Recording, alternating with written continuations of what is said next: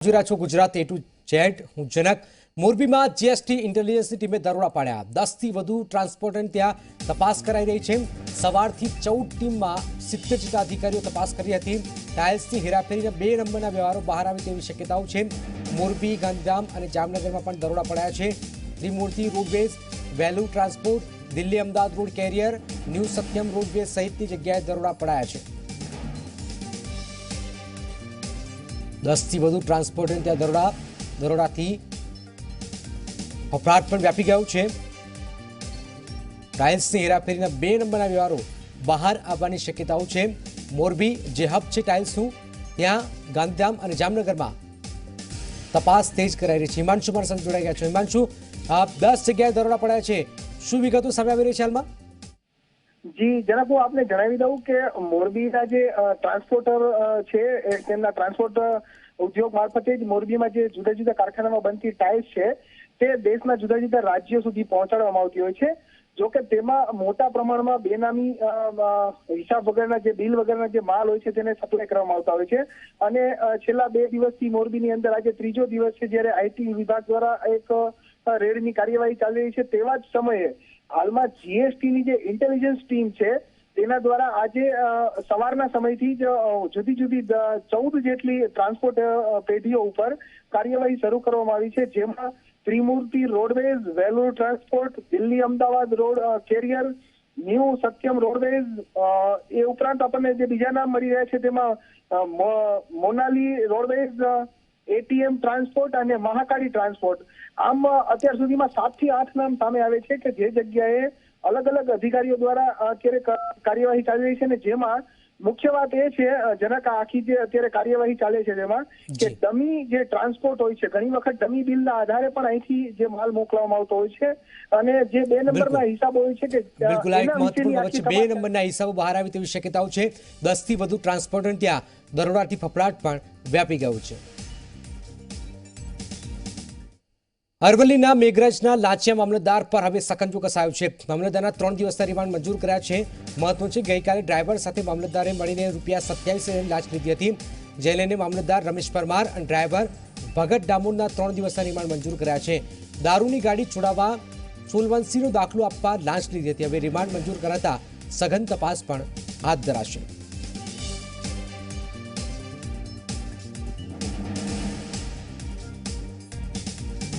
મોતની સેલ્ફી, જી હા, આ એટલા માટે કહેવું પડી રહ્યું છે કે આજે ગુજરાતમાં સેલ્ફીના કારણે 2 લોકોના મોત થયા છે।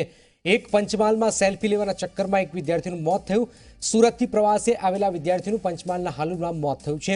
સુરતની સુમન સ્કૂલમાંથી 101 જેટલા વિદ્યાર્થીઓને પ્રવાસે લાવવામાં આવ્યા। હાલોલના દેવ ડેમ પાસે ઇકો ટુરિઝમમાં વિદ્યાર્થીઓને પ્રવાસે લવાયા હતા। ત્યાં વિદ્યાર્થીઓ પથ્થર પાસે સેલ્ફી લઈ રહ્યા હતા। તે વખતે ધોરણ 10ના મિલન પંડ્યા નામના વિદ્યાર્થીનો પગ તારમાં ફસાયો, જેના કારણે નીચે પટકાયો, ઈજા પહોંચી અને ત્યારબાદ તેનું મોત થયું। कहाँ पर तो वो मुझे मालूम नहीं है, क्योंकि मैं रिसेप्शन में बैठा था। मेरे पास जैसे ही टीचर का फ़ोन आया, एक टीचर भाग के आया जो ऐसा है, मैंने बोला तुरंत लेकर आइए। तो उसको लेकर, क्योंकि मुझे पहले सोच वही था उसको जान बचाना है, ठीक है, और कुछ नहीं था। नहीं, वो बोला है जो ऐसा है, वो लोग खेल कूद कर रहा था, ठीक है, वो लोग जंप मार रहा था, ऐसा है। तो टीचर लोग को बोला, आपने मना नहीं किया, और भी बोला सुनता नहीं है बच्चे। અમે સુરતથી અમને અહીંયા પ્રવાસ માટે લાવ્યા હતા ઇકો ટુરિઝમમાં, અને વિદ્યાર્થીઓને અલગ અલગ એક્ટિવિટી કરાવતા હતા। એમાંથી વિદ્યાર્થીઓને સાયકલિંગની પ્રક્રિયા ચાલતી હતી। એમાં એક વિદ્યાર્થીને આવી રીતે પથ્થર પડવાથી ઈજા થઈ હતી અને એને અમે તરત જ સારવાર અર્થે અહીંયા રેફરલ હોસ્પિટલમાં લાવેલા હતા। આ વિદ્યાર્થીઓ ફોટોગ્રાફી કરતા હતા એ દરમિયાન આ ઘટના બની। બીજી બાજુ મહેસાણામાં પણ કડીના દેવસણા ગામે સેલ્ફી લેવા જતા એક યુવક ડૂબી જવાથી મોત થયું છે। દેવસણા ગામે 5 જેટલા યુવકો જન્મદિવસની પાર્ટી ઉજવવા ગયા। તે વખતે સેલ્ફી લેવા જતા એક યુવક કેનાલમાં ખાબક્યો હોવાનું સામે આવ્યું અને કેનાલમાં ડૂબી જવાથી એક યુવકનું મોત થયું છે। કડીથી 5 યુવકો જન્મદિવસની પાર્ટી ઉજવવા આવ્યા। સ્થાનિકોને જાણ થતાં ડૂબેલા યુવકની લાશને બહાર કઢાઈ હતી।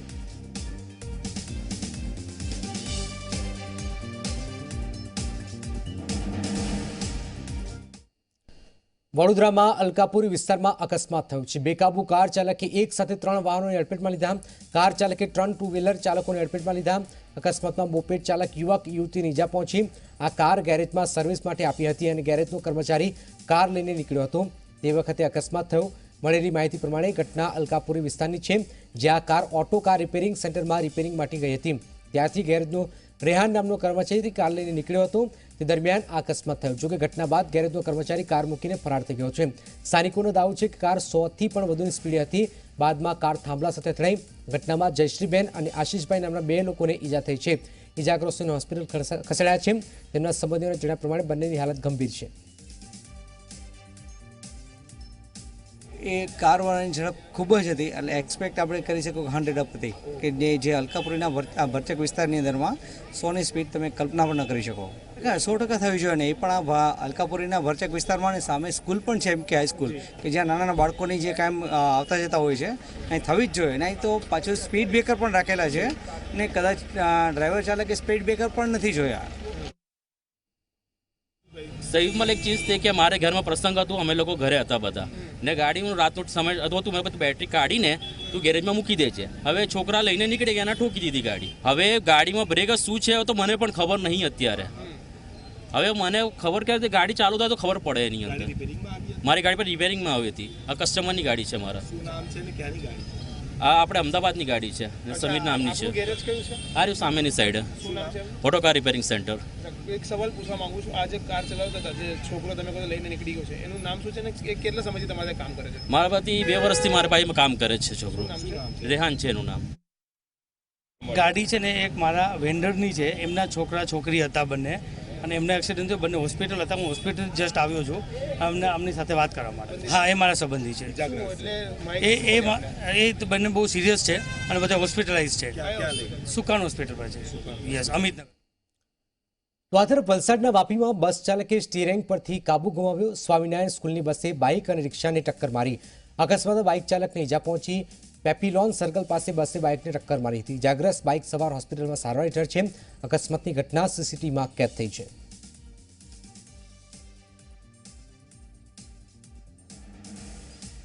સુરતના જહાંગીરપુરામાં ટેમ્પોની ટક્કરથી 2 વર્ષીય બાળકનું મોત થયું છે। નવનિર્મિત થયેલા બિલ્ડિંગમાં પાર્કિંગમાં અકસ્માત થયો। બાળકને કચડીને ટેમ્પો ચાલક ફરાર થઈ ગયો।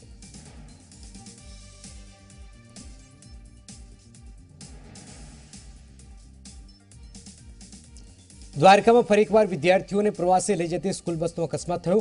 ખંભાળિયાની સાંદીપની સ્કૂલની પ્રવાસ જતી બસનો અકસ્માત થયો હતો, જેમાં 50થી વધુ વિદ્યાર્થીઓ બસમાં સવાર હતા। એસઆરના મુખ્ય ગેટ પાસે ટ્રકની પાછળ બસ ઘૂસી જતા જ અકસ્માત થયો।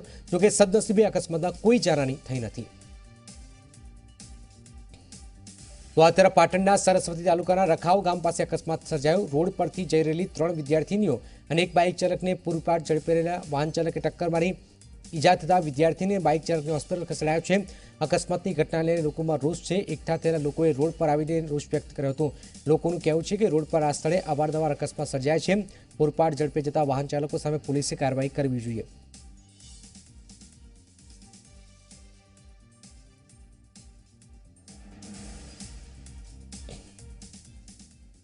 અમરેલીના બાબરામાં ટેકાના ભાવે મગફળી ખરીદવાના મુદ્દે ખેડૂતોએ હોબાળો મચાવ્યો છે। આ મુદ્દે પ્રાંત અધિકારીને સ્થાનિક ધારાસભ્યએ ઉગ્ર રજૂઆત કરી। રૂષિત ખેડૂતોએ બાબરા તાલુકા પંચાયતમાં સૂત્રોચ્ચાર પણ કર્યા હતા।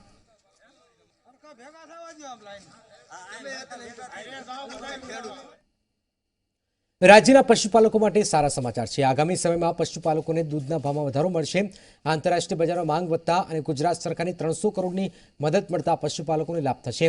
જીસીએમએફના એમડી આરએસ સોઢીએ જણાવ્યું છે કે આગામી સમયમાં પશુપાલકોને દૂધના ભાવ વધુ મળશે। છેલ્લા એકાદ વર્ષથી પશુપાલકોને કિલો ફેટ દીઠ જે ભાવ 2 થી 3 વખત ઓછો કરાયો હતો, તેની સામે થોડા સમયમાં ભાવ વધારો કરાશે।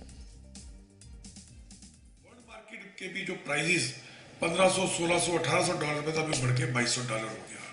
तो इन सब के मिलने से और थोड़ा सा इस साल जो कुछ भारत के कुछ हिस्सों में ड्रॉट आया है, उसकी कारण हमारे का विचार है कि आने वाले टाइम में जो किसानों को दूध के भाव गिर रहे थे या बढ़ नहीं रहे थे, अभी वो बढ़ने शुरू हो जाएंगे।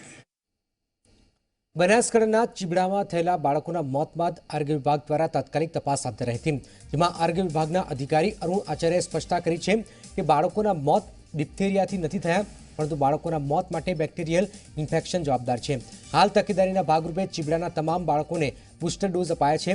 જોકે આ સમયે યોગ્ય તકેદારી અને સમયસર સારવાર આપવામાં આવે તો બાળકોનું યોગ્ય નિદાન શક્ય હોવાની વાત પણ આરોગ્ય વિભાગે કરી હતી. બનાસકાંઠાના ચીબડામાં ગુરુવારે 2 બાળકોના મોત થયા બાદ શુક્રવારે અમદાવાદ સિવિલમાં સારવાર લઈ રહેલી એક બાળકીનું પણ મોત થયું હતું.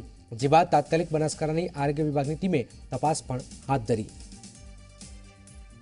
ચીબડા ગામના ટોટલ 3 દીકરીઓના મૃત્યુ થયાના સમાચાર મળેલા છે. જે પૈકી 2 દીકરીઓને સિવિલ હોસ્પિટલ અમદાવાદ ખાતે સારવાર આપવામાં આવેલી, જેમાં ડિપ્થેરિયાને શંકાના ધ્યાને લેતા તેના ટેસ્ટ કરવામાં આવેલા, જે ટેસ્ટ નેગેટિવ એટલે કે ડિપ્થેરિયા નથી એ પ્રમાણેનો રિપોર્ટ આવેલો છે. કોંગ્રેસનો કકડાટ, હાઈકમાન્ડ લાલગુમ. તેની વાત એક બ્રેક બાદ આપ જોતા રહો ઝી 24 કલાક.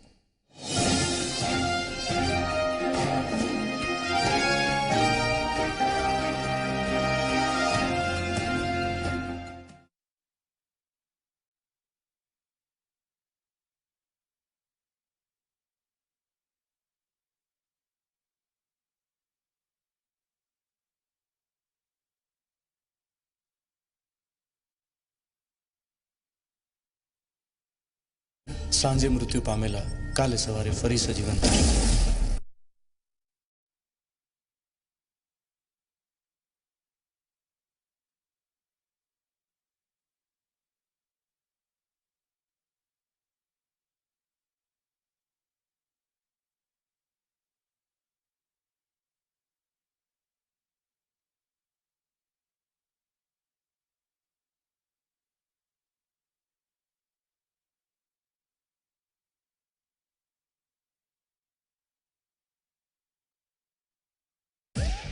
આવી રીતે લાઈવ ચેનલ પર મને મારવાની ધમકી આપી. રાજ સીમાના વિચારો આયા કર્યા છે મને. કોણ સીમાલા? કાલે મર્ડર જોયું આપણે. મેં ખાલી પિક્ચર જ જોયું છે, મર્ડર લાઈવ કોઈ દિવસ નહીં જોયું.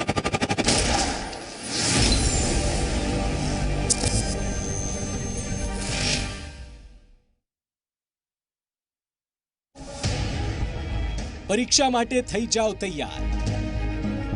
બેફામ BMW ક્યારે થમશે કોંગ્રેસનો કકડાટ? ધાબુ ભાડે મળશે. જુઓ 9:55 કલાકે ન્યૂઝ એટ મેટ્રો.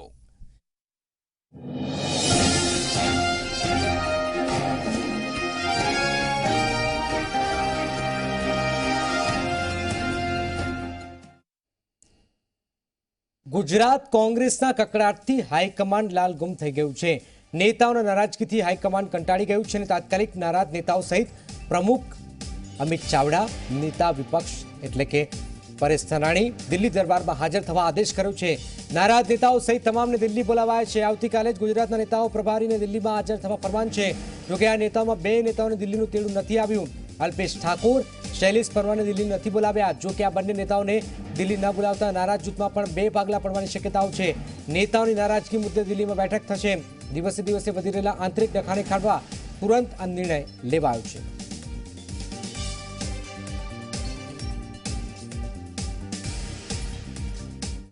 પાટીદાર અનામત આંદોલન સમિતિના દિલીપ સાબા સહિત ગુજરાતના 55 જેટલા કન્વીનરોએ પ્રથમ વખત સ્ટેચ્યુ ઓફ યુનિટીની મુલાકાત લીધી હતી. 5ના કન્વીનરોએ કેવડિયા ખાતે સ્ટેચ્યુ ઓફ યુનિટીની મુલાકાત લીધી.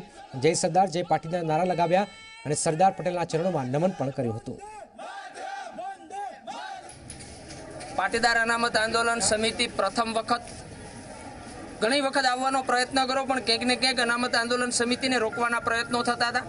આજે પહેલી વખત માં ઉમા ખોડલના આશીર્વાદથી ગુજરાતના તમામ જિલ્લાઓના ઝોન પ્રમાણે આશરે 60 જેટલા કન્વીનરો આજે સ્ટેચ્યુ ઓફ યુનિટીની અંદર આવી અમે એટલા ખુશ થયા છીએ કે પાટીદાર નેતા હાર્દિક પટેલ નીચા કોટડા ગામે પહોંચ્યો હતો. ત્યાં પોલીસ લાઠીચાર્જમાં ઘવાયેલા ખેડૂતો ભાઈઓ બહેનો સાથે હાર્દિકે મુલાકાત કરી. સાથે જ નીચા કોટડા ખાતે હાર્દિક પટેલે સભા સંબોધી કહ્યું હતું કે આ રીતે સભા કરવાથી ન્યાય નહીં મળે, એના માટે લડવું પડશે. આપણે લોકો જલ્દી ભૂલી જઈએ છીએ, માટે તંત્રને કંઈ પડી નથી. ખેડૂત ભાઈઓ બહેનોને ન્યાય માટે લડત ચલાવવા હાકલ કરી હતી.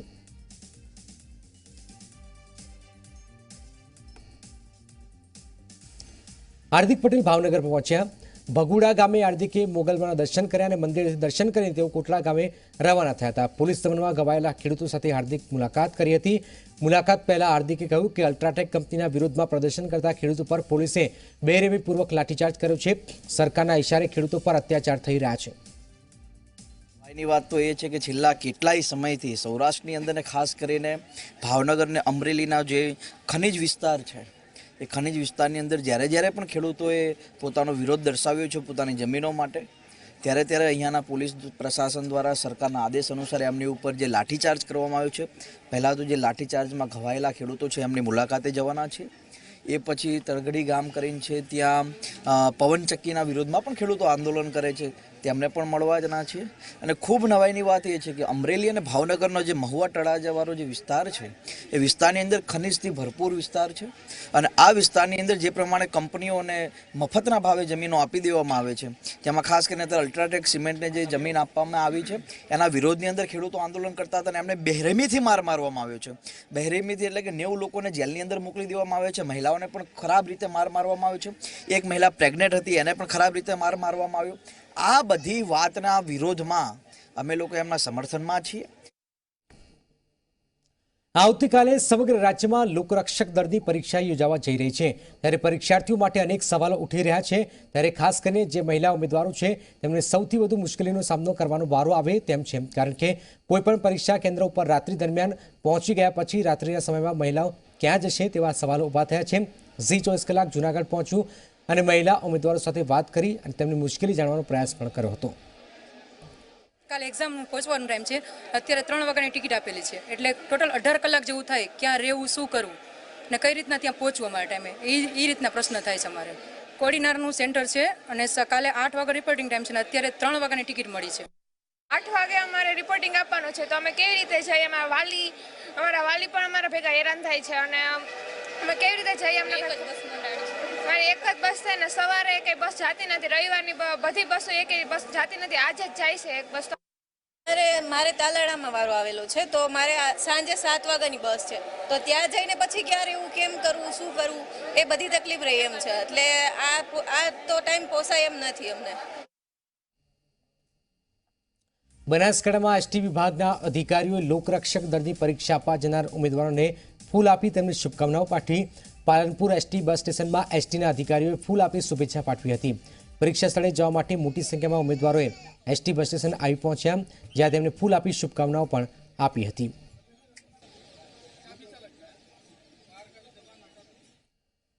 પાલનપુરના કુંભાસણ ગામે 2 વિદ્યાર્થીઓને મારવાનો બનાવ સામે આવ્યો છે, જેમાં ધોરણ 12માં અભ્યાસ કરતા 2 વિદ્યાર્થીઓને ચાકુ અને તીક્ષ્ણ હથિયારોથી હુમલો કરી માર મરાયો. અગમ્ય કારણોસર કેટલાક શખ્સોએ આ 2 વિદ્યાર્થીઓ પર હુમલો કર્યો છે. ઘટનાના પગલે બંને ઇજાગ્રસ્ત વિદ્યાર્થીઓને હોસ્પિટલ ખસેડાયા. બંને વિદ્યાર્થીઓનું નામ રાહુલ અને અંકિત ચૌધરી હોવાનું સામે આવ્યું છે. વાપીના ડુંગળિયા ફળિયા વિસ્તારમાં ઘટનામાં એક સ્કૂલમાં વિદ્યાર્થીઓ વચ્ચે સામાન્ય વાતમાં થયેલી બબાલે મોટું સ્વરૂપ ધારણ કર્યું છે. ગઈકાલે થયેલી સામાન્ય બબાલમાં આજે એક વિદ્યાર્થીના વાલી અને જૂથના લોકોએ સ્કૂલમાં પહોંચી ધમાલ મચાવી. વાલીઓએ વિદ્યાર્થીઓ અને આસપાસના લોકો સાથે પણ મારામારી કરી હતી. આ ઘટનાના પગલે સમગ્ર વિસ્તારમાં દોડધામ મચી છે અને પોલીસનો કાફલો ઘટના સ્થળે પહોંચ્યો હતો.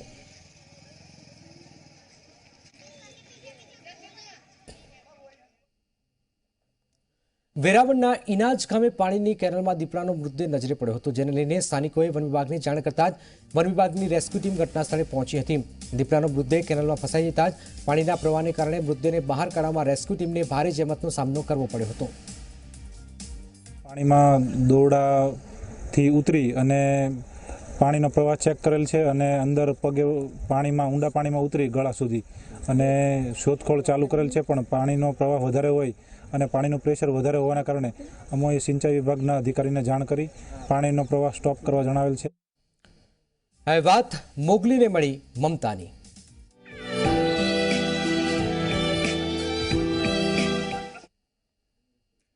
સાસણગીરમાં માતૃપ્રેમની અદ્ભુત ઘટના ઘટી છે.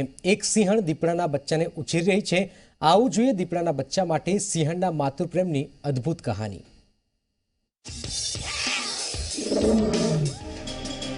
સિંહ, વાઘ, દીપડા અને ચિત્તા વચ્ચે દુશ્મની જગજાહેર છે.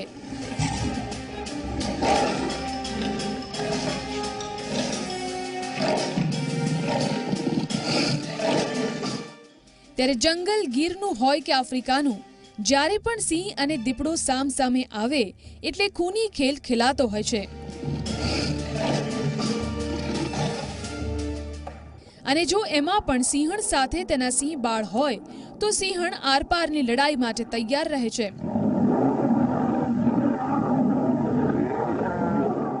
કારણ કે પોતાનું બાળક સિંહણ માટે પોતાના જીવથી પણ વધારે વહાલું હોય છે. જાણીતી કહેવત છે કે માતૃ પ્રેમ એક એવો ભાવ છે જેની સામે તમામ લાગણીઓ શૂન્ય બની જાય છે.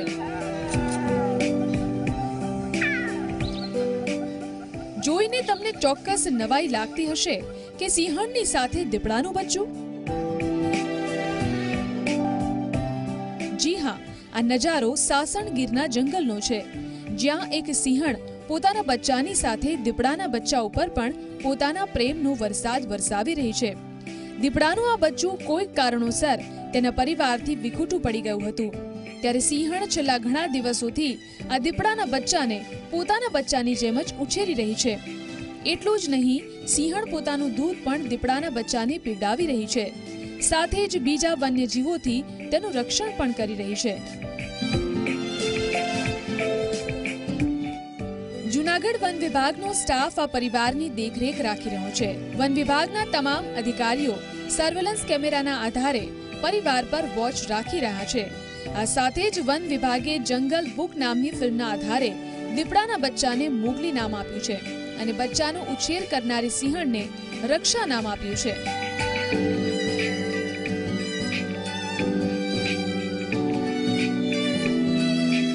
સિંહ અને દીપડા જંગલની અંદર એકબીજાના દુશ્મન ગણાય છે, પરંતુ ગીરના જંગલમાં એક સિંહણે દીપડાના બચ્ચાને સાચવી રહી છે અને તેમને દૂધ પીવડાવી અને તેમને સુરક્ષા પૂરી પાડી રહી છે. એટલે વિશ્વની અંદર આ એક વિરલ ઘટના મનાય છે અને ગીરના જંગલની અંદર આ પહેલી ઘટના ગણવામાં આવી રહી છે. ઝી મીડિયા માટે હનીફ ખોખર, જૂનાગઢ. હવે વાત ટોપ 10 ખબરોની. ભાજપના રાષ્ટ્રીય અધ્યક્ષ અમિત શાહે 6 સહપ્રભારીની નિમણૂક કરી છે, જેમાં તમિલનાડુ, યુપી, કર્ણાટક, દિલ્હી, હરિયાણા, ત્રિપુરા, જમ્મુ કાશ્મીરમાં સહપ્રભારી નિમણૂક કરાઈ છે. કેન્દ્રીય મંત્રી પિયુષ ગોયલને તમિલનાડુ, પુડુચેરી, અંદમાન નિકોબારના જગત પ્રસાદ નડ્ડાને યુપીના સહપ્રભારી બનાવાયા છે. અમિત શાહ ત્રિપુરા પહોંચ્યા. ભાજપના કાર્યકર્તાઓ અને ત્રિપુરા ભાજપના દિગ્ગજ નેતાઓને મળ્યા હતા. લોકસભા ચૂંટણી લઈને કામે લાગ્યા છે. ત્રિપુરાથી તેઓ મહારાષ્ટ્ર પણ જશે અને કાર્યકર્તાઓ સાથે વાતચીત પણ કરશે. અખિલેશ માયાવતી લોકસભાની ચૂંટણીની બેઠકને લઈને સમજૂતી થઈ ગઈ છે. બંને વચ્ચે કલાક સુધી બેઠક થઈ. લોકસભા ચૂંટણી પૂર્વે કોંગ્રેસને કોઈ રાહત નથી મળી. યુપીમાં 2012 થી 2016 સુધીમાં થયેલા ખનન કૌભાંડમાં તત્કાલીન મુખ્યમંત્રી અખિલેશ યાદવની પૂછપરછ થઈ શકે છે. આઈએએસ પી ચંદ્રકલા સહિત 11 લોકો વિરુદ્ધ કેસ નોંધાયો છે, જેમાં સપા બસપાના 2 નેતાઓ પણ સામેલ છે. ભારતના સંરક્ષણ અને અવકાશ ક્ષેત્રની વિશાળ સહકારી કંપની હિન્દુસ્તાન એરોનોટિકલ લિમિટેડ આર્થિક કટોકટીમાં પસાર થઈ રહી છે. એચએલ કંપની પાસે કર્મચારીને પગાર આપવા માટે રૂપિયા નથી. કંપની દેવું લઈને પોતાના કર્મચારીઓને પગાર આપી રહી છે. પીએમએલએ સ્પેશિયલ કોર્ટે વિજય માલ્યાને ભાગેડુ આર્થિક ગુનેગાર જાહેર કર્યું છે. હવે ઈડી માલ્યાની પ્રોપર્ટી જપ્ત કરશે. બહુચર્ચિત મહિલા આઈએએસ ઓફિસર ચંદ્રકલાની મુશ્કેલી વધારો થયો છે. લખનૌમાં તેના ઘરે હાઈકોર્ટના આદેશ બાદ સીબીઆઈ દરોડા પડ્યા. સીબીઆઈએ ચંદ્રકલાના ઘરમાંથી મહત્વપૂર્ણ દસ્તાવેજ પણ જપ્ત કર્યા. આલોકનાથની મુંબઈની ડિંડોશી કોર્ટે વિંતા નંદા કેસમાં આગોતરા જામીન આપ્યા છે. 5 લાખના બોન્ડ સામે જામીન આપ્યા છે. વિંતા નંદાએ આલોકનાથ પર બળાત્કાર કરવાનો આરોપ લગાવ્યો હતો. પ્રધાનમંત્રી મોદી 2019ના ચૂંટણી પ્રચારને લઈને ઝારખંડના પ્રવાસે છે, જ્યાં તેમણે 2391 કરોડની ઉત્તમ કોયલ મંડલ ડેમ પરિયોજનાનો શિલાન્યાસ પણ કર્યો હતો. હિમાચલ પ્રદેશમાં ઠંડીનો કહેર યથાવત છે. પ્રદેશના મોટાભાગના વિસ્તારોમાં બરફની ચાદર પથરાઈ ગઈ છે. હજુ પણ બરફવર્ષા થવાની શક્યતાઓ છે.